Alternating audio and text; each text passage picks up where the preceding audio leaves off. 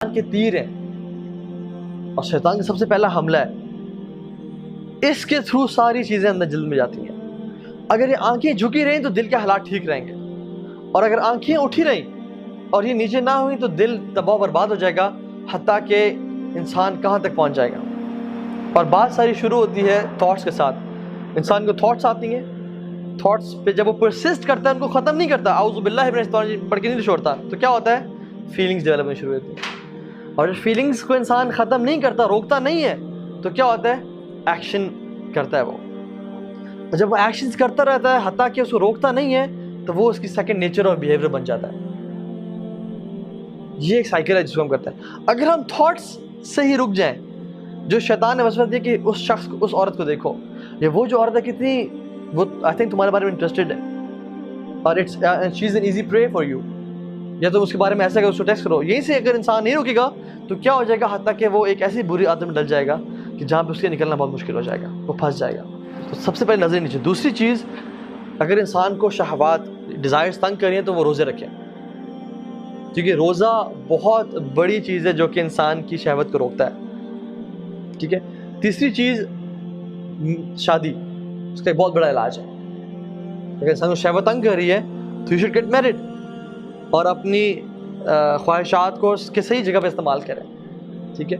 چوتھی چیز، اچھی کمپنی ہونا اور بری کمپنی سے بچنا، کیونکہ بری کمپنی جو ہے نا، اگر ایک بری کمپنی میں انسان ہے اور وہ عورتوں کے بارے میں بات کریں، یا اس کے بارے میں بات کر رہے ہیں، یا پورنوگرافک مٹیریل کے بارے میں بات کریں، یا کسی مووی کے بارے میں بات کریں جس میں لسٹ فل اور وہ ہے، تو آپ ایگزیکٹلی ان کے پیچھے چلنے شروع ہو جائیں، اور آپ اس چیز میں پڑ جائیں گے جہاں پہ آپ کی بری کمپنی جا رہی ہے۔ تو اس چیز سے، بری کمپنی سے بچیں، چاہے آپ جتنے بھی نیک ہیں، قرآن کے حافظ ہیں، متقی ہیں، داڑھی رکھی ہوئی ہے، سب کچھ ہے، بری کمپنی میں رہیں گے تو الٹیمیٹلی، عربی کا مقول ہے الصاحب صاحب، جو آپ کا صاحب ہے نا، جو آپ کا کمپینین ہے، وہ صاحب ہے، ہی از اے پولر، جو آپ کو کھینچتا ہے، حتیٰ کہ آپ کو وہیں پہ لے آتا ہے جہاں پہ وہ کھڑا ہوا ہے، اور اس کا بہت انفلوئنس ہوتا ہے۔ ابن قیم الجوزی رحمہ اللہ کہتے ہیں کہ برا دوست سام سے بدتر ہے، کیونکہ سام تو انسان کو ڈنگ مار کے موت کے منہ میں ڈالتا ہے، برا دوست جو ہے نا، وہ اگر آپ اس کے ساتھ رہیں، وہ آپ کو گناہوں میں انوالو کر کے آپ کو موت کے منہ میں نہیں، قبر میں نہیں، بلکہ جہنم میں ڈال دیتا ہے۔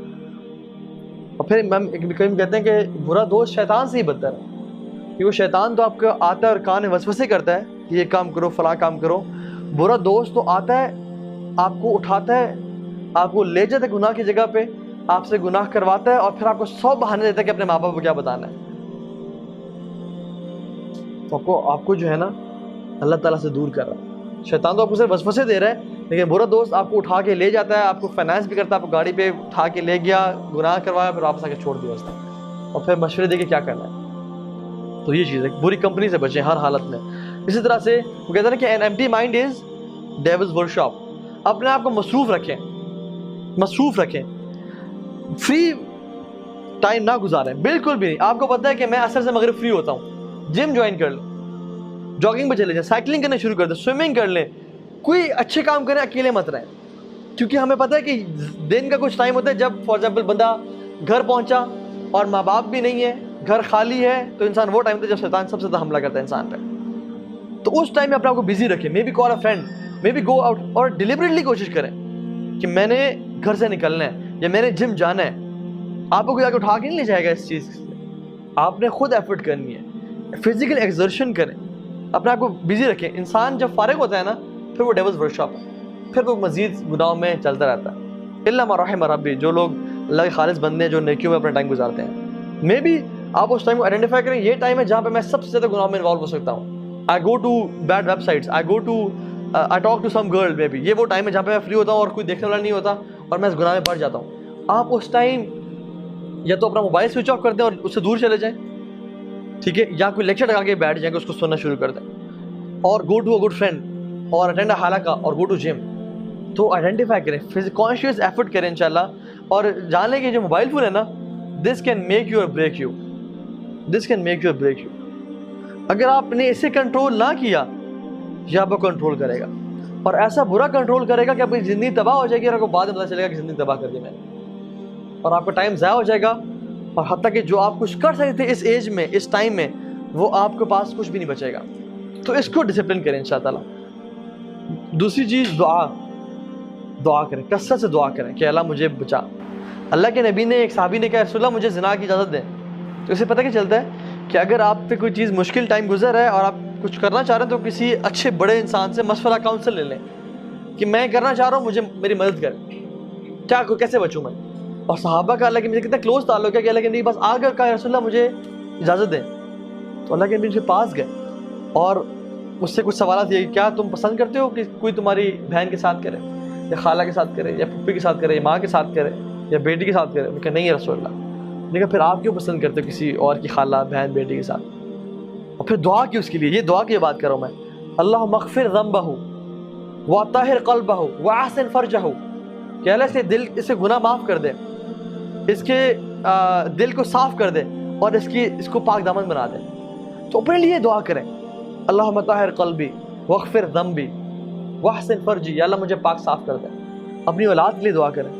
اور بھی دعائیں اللہ کے نبی کہا کرتے تھے کہ اللہم انی اعوذ بک من منکرات الاخلاق والاعمال والاہواء، یا اللہ مجھے برے اخلاق سے، اعمال سے اور خواہشات سے بچا کے رکھ.